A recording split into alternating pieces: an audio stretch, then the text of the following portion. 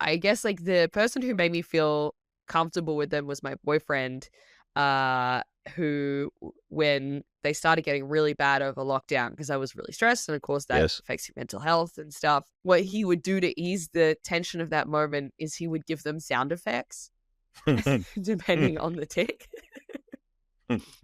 Like the most common one I was doing is just like my head would just go like this, like jerk to the side a bit, and he Yeah. would just go.